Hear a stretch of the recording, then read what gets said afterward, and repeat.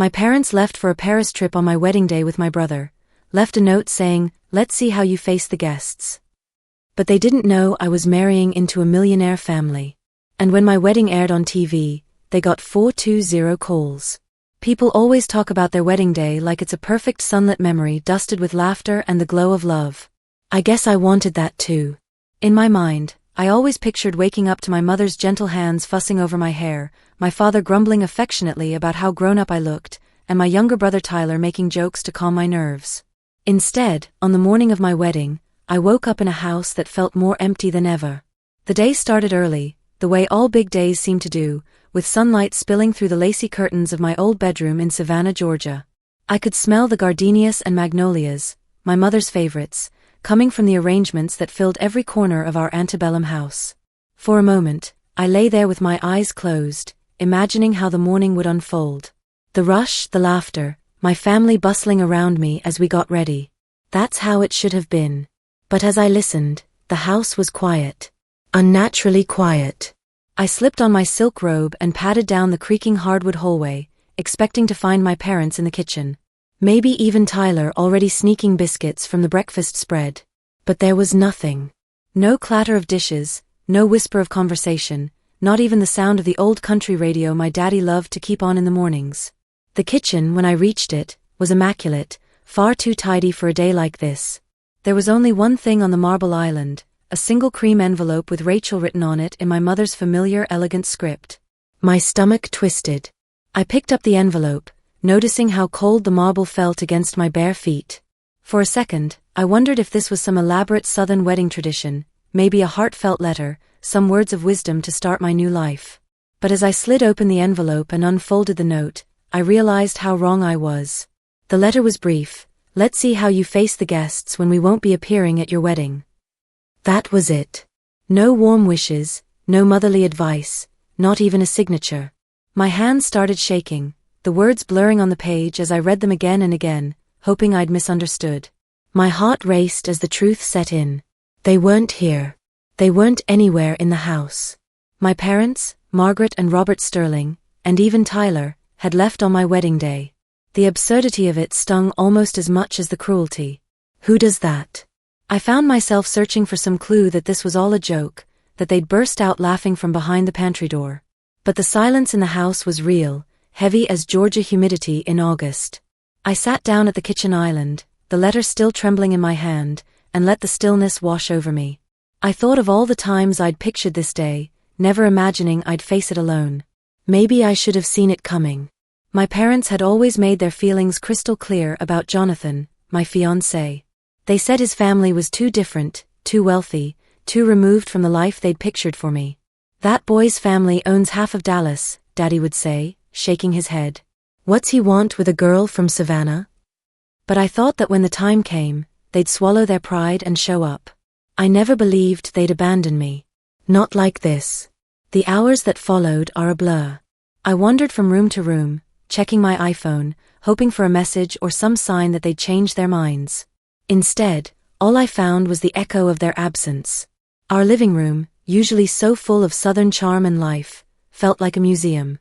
Mother's needlepoint pillows were perfectly arranged on the antique sofa, and the family photos lined up neatly on the mantelpiece, generations of Sterlings staring down at me with disapproval I'd never noticed before. Everywhere I looked, I saw reminders of what I'd lost. As the morning wore on, friends and relatives began to arrive. My best friend, Savannah, yes, named after our city, was the first to notice something was wrong. She found me sitting on the grand staircase, clutching the letter and staring into space.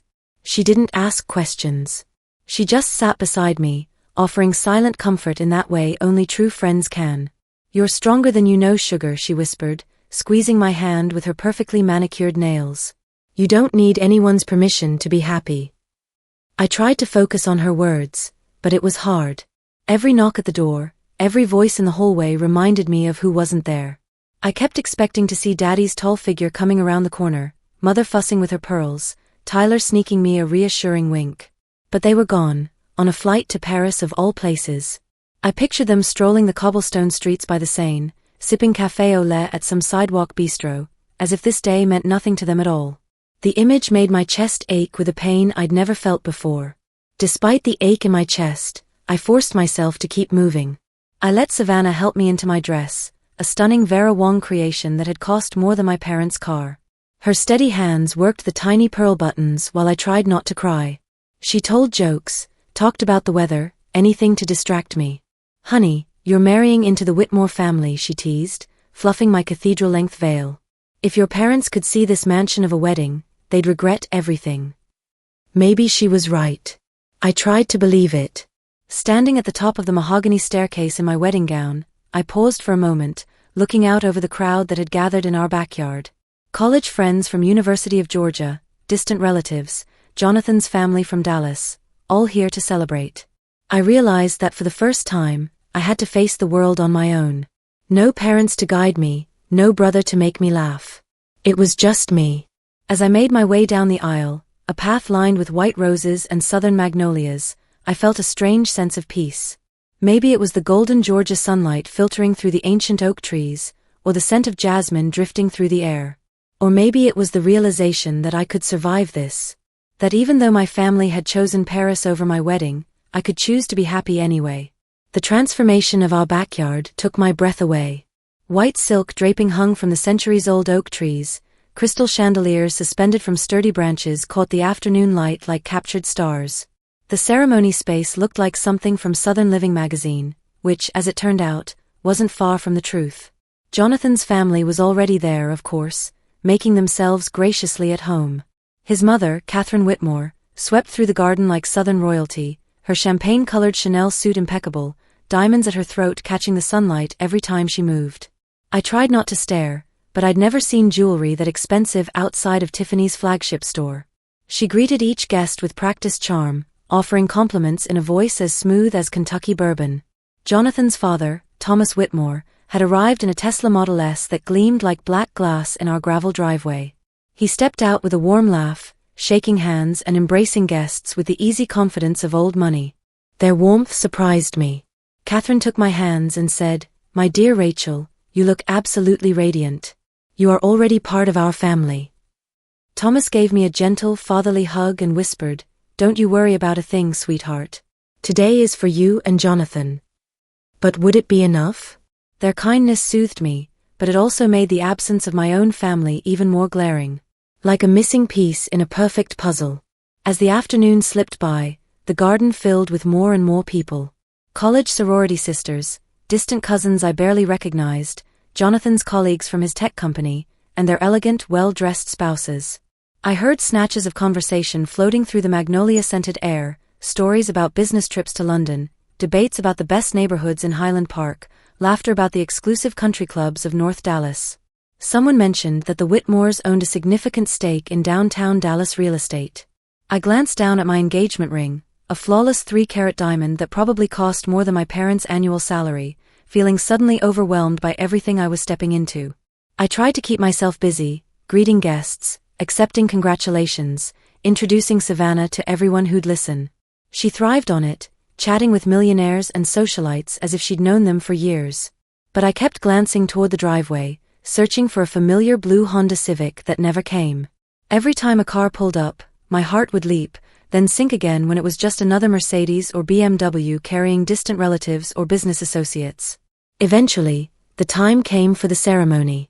The garden had been transformed into a fairy tale setting, white Chiavari chairs arranged in perfect rows, sunlight filtering through the ancient oaks onto the manicured lawn.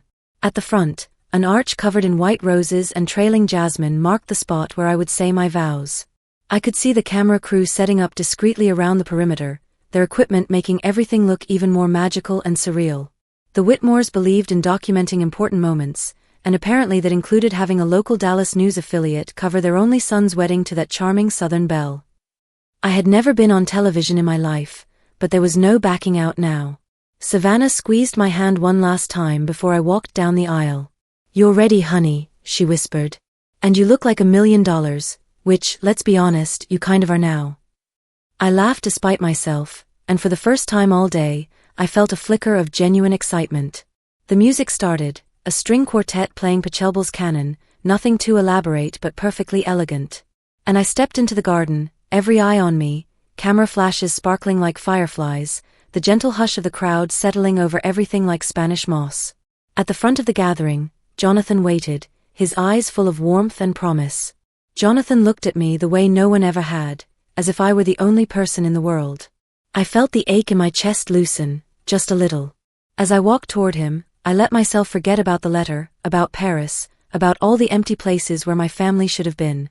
I focused on Jonathan's smile, the gentle squeeze of his hand when I reached him, the way his voice trembled with emotion as he whispered, "You're here.